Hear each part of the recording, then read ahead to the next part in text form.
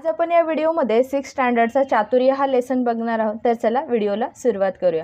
पाठ परिचय म्हणजेच काय, तर तुम्हाला या लेसनमध्ये काय सांगायचं आहे हे थोडक्यात दिलेलं असतं। आपण ज्यांच्यावर अत्यंत विश्वास ठेवतो अशा जवळच्याच व्यक्ती आपला स्वार्थ साधण्यासाठी कसा विश्वासघात करतात आणि आपला हेतू साध्य करतात। म्हणजेच काय, कधी कधी आपण आपल्या फ्रेंड्सवरती किंवा कोणावरती खूप असं विश्वास ठेवतो, म्हणजे ट्रस्ट करतो, आणि तेच लोक त्यांचा स्वार्थ साधण्यासाठी म्हणजे त्यांच्या गरजेसाठी आपला कसा गैरवापर करतात किंवा कसा विश्वासघात करतात हे या लेसनमध्ये सांगण्यात आलं आहे। याचं उत्तम उदाहरण म्हणजे हा प्रस्तुत पाठ, म्हणजे ह्याचं जे एक्झाम्पल, ओरिजिनल जे एक्झाम्पल आहे हे या लेसनमध्ये आपल्याला दिलेलं आहे। पाठ म्हणजेच काय, तर लेसन।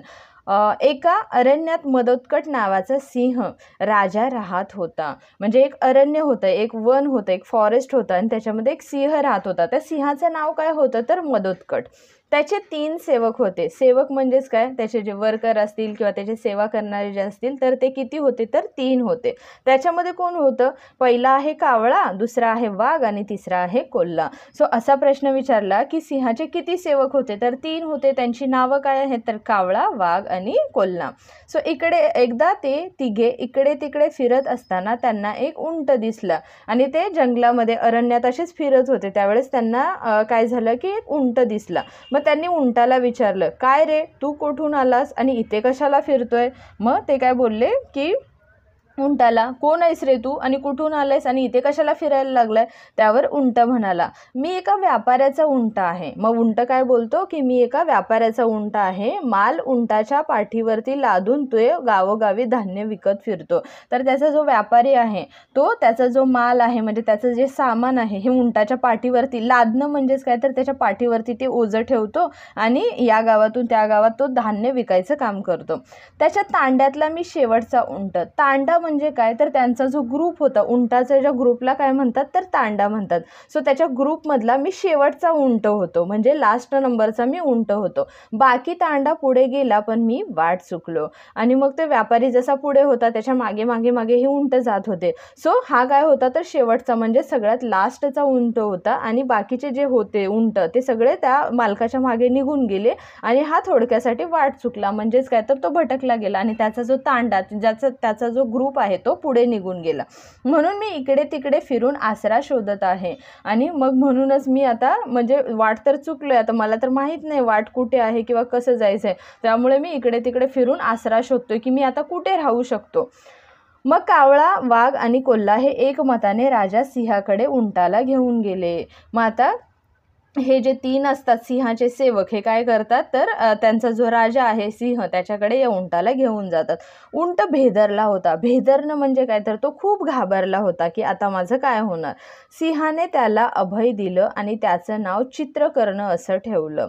मग सिंह काय करतो, त्याला अभय देतो म्हणजे आश्रय देतो। सो त्याला प्रोटेक्ट करायचं वचन देतो की हां, तू माझ्याजवळ निवांतपणे इथे राहू शकतो, तुला कसलीही भीती नाही। आणि त्याचं नाव जे आहे तो काय ठेवतो, चित्रकर्ण। तो म्हणाला, चित्रकर्णा इथेच माझ्याजवळ निश्चिंतपणे राहा। मग तो उंटाला काय म्हणतो, चित्रकर्ण। चित्रकर्ण कोणी नाव दिलेलं असतं, तर सिंहाने उंटाला नाव दिलेलं असतं। चित्रकर्णा तू इथंच माझ्याजवळ निश्चिंतपणे म्हणजे निवांतपणे राहा, तुला काही टेन्शन नाही।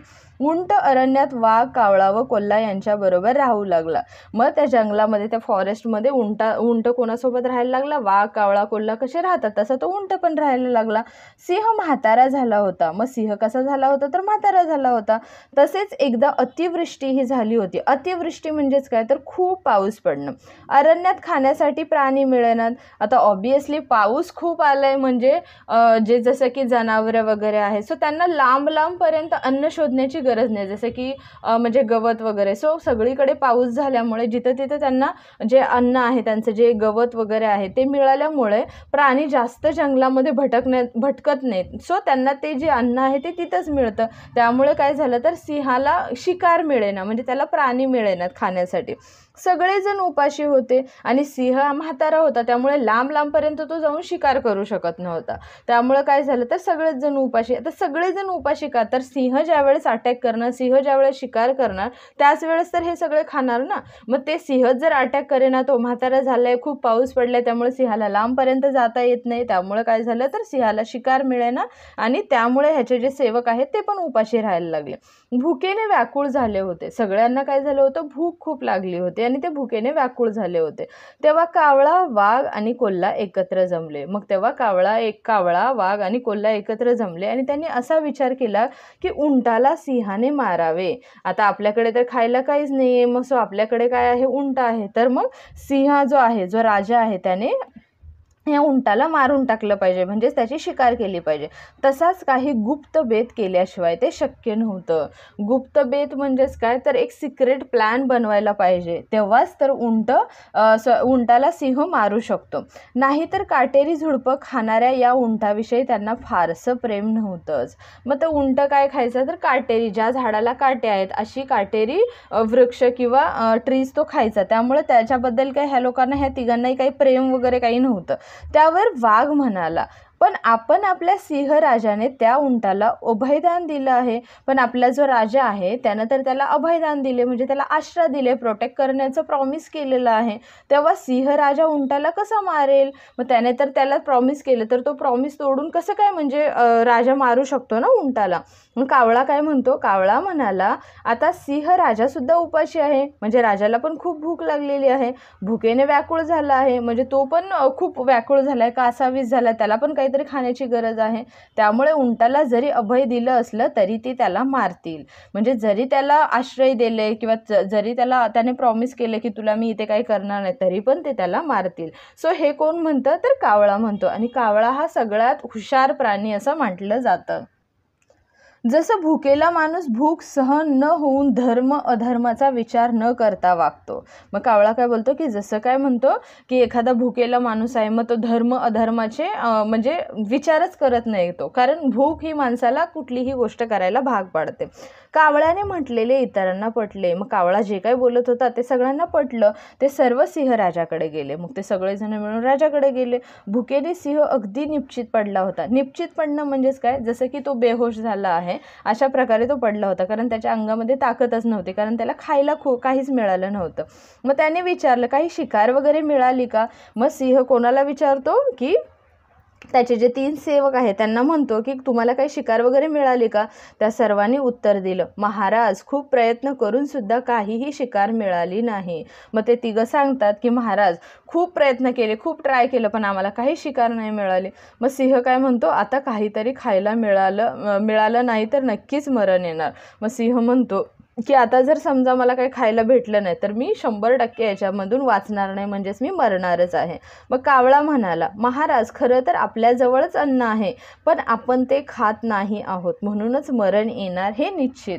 मग कावळा काय म्हणतो की तसं बघायला गेलं तर आपलं जेवण किंवा आपली शिकार ही आपल्याच जवळ आहे, पण आपण खात नाही आहोत, त्यामुळे आपण मरणार हे निश्चित, म्हणजे पक्का आहे की आपण मरणार आहे.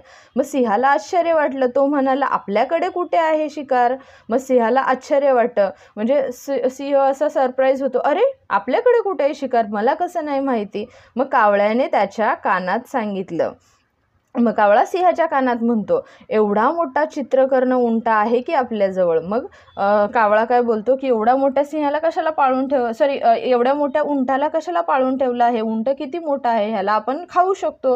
हे ऐकून सिंह दचकला. दचकणं म्हणजे काय, थोड्या वेळापुरतं असं घाबरलं, अरे तू काय बोलतोयस हे असं.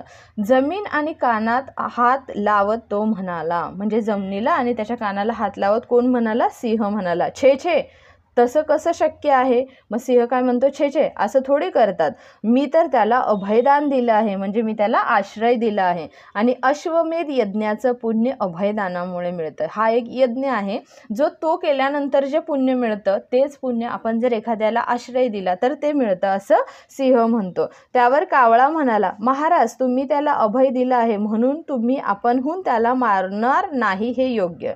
मग तो काय बोलतो, कावळा काय करतो तर प्लॅन करतो. तो काय बोलतो की तुम्ही स्वतःहून त्याला मारू नका, पण चित्रकर्ण उंट आपणहून मरायला तयार झाला तर महाराजांची काही हरकत नाही ना. म्हणजे तुम्ही स्वतःहून त्याला मारू नका, पण जर स्वतः तो तुमच्यासाठी मरायला तयार झाला तर मात्र तुमची हरकत नसायला पाहिजे, किंवा मग तुम्ही नकार द्यायला नाही पाहिजे, मग तुम्ही हा म्हटलंच पाहिजे. ते ऐकून भुकेने अशक्त झालेला सिंह राजा गप्पच बसला. मग हे ऐकलं आणि मग राजा गप्प बसला, कारण काय करणार, शेवटी भुकेच्या पुढे कोणीही जात नाही. सो तो ऐकून गप्प बसला.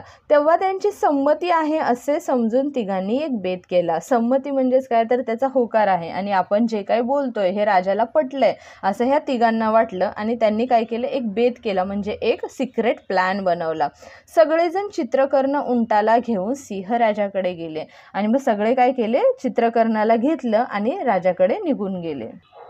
मग कावळा सिंहाला म्हणाला, महाराज प्रयत्न करून सुद्धा आपल्याला भोजन मिळालं नाही. आणि मग हे चौघजण सिंहाकडे जातात, म्हणजे त्यांनी ऑलरेडी एक प्लॅन तयार केलेला असतो, त्या प्लॅननुसार ते राजाकडे जातात. आणि मग पहिलं काय म्हणतो, कावळा सिंहाला म्हणतो, महाराज प्रयत्न करून सुद्धा आपल्याला भोजन मिळालं नाही, आपण मला खाऊन भूक भागवावी.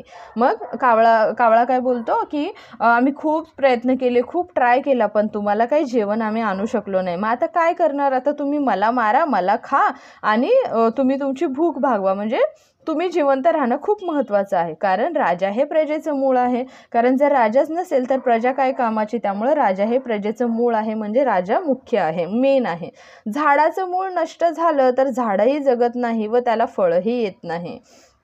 तो प्लॅनिंगनुसार काय बोलतो कावळा, की जर समजा झाडाची मुळं जी रूट्स आहेत तीच जर नाही राहिली तर झाडच जगणार नाही, आणि झाडच नाही जगलं तर त्याला फळच नाही येणार.